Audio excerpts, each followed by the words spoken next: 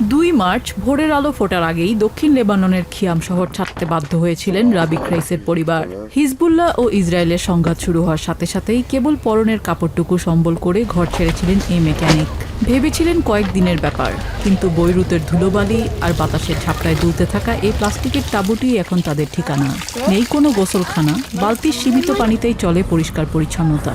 অথচ দক্ষিণ লেবাননে নিজের একটি গাড়ির ওয়ার্কশপ ছিল ক্রাইসের।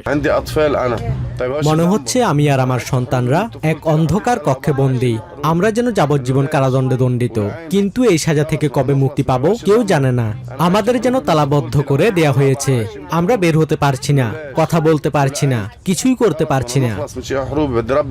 ক্রাইসের জন্য যুদ্ধ নতুন কিছু নয়। 2024 সালের সংঘাতের সময় তার বাড়িতে ইসরায়েলি হামলায় সন্তানদের ধ্বংসস্তূপের নিচ থেকে নিজের হাতে বের করে এনেছিলেন তিনি। সেই হামলায় তার এক ছেলে এক চোখ হারিয়েছে। নিজের গ্যারেজটি কয়েক দফা মেরামত করে মাথা তুলে দাঁড়ানোর চেষ্টা করলেও এবারের ধ্বংসযজ্ঞ সবকিছু শেষ করে দিয়েছে। খিয়াম শহরটি এখন প্রায় মাটির সাথে মিশিয়ে দেওয়া হয়েছে। ক্রাইসের বড় বোন ক্যান্সারে আক্রান্ত, কিন্তু রাস্তার পাশের এই তাঁবুতে নেই ন্যূনতম চিকিৎসার সুযোগ।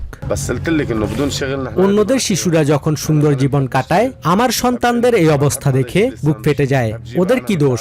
তারা এই দুনিয়াতে সুখে থাকতে পারলো না।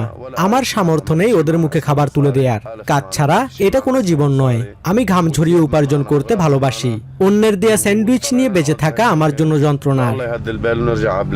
লেবাননে ক্রাইসের মতো প্রায় 1.2 মিলিয়ন মানুষ এখন ঘরছাড়া। যুদ্ধবিরতি থাকলেও ইসরায়েলি বাহিনীর নিয়ন্ত্রণে থাকা দক্ষিণ লেবাননের শহরগুলোতে ফিরতে পারছেন না তারা। সহায় সম্বলহীন এই মানুষগুলোর কাছে এখন শান্তি মানে কেবল গোলাগুলি থামা নয়, বরং কাজ করে নিজের আত্মসম্মান নিয়ে ফিরে যাওয়া। কিন্তু সেই ফেরার পথ যেন দিন দিন আরও দীর্ঘ হচ্ছে। নিজিয়া জামি, TVN24 নিউজ ডেস্ক।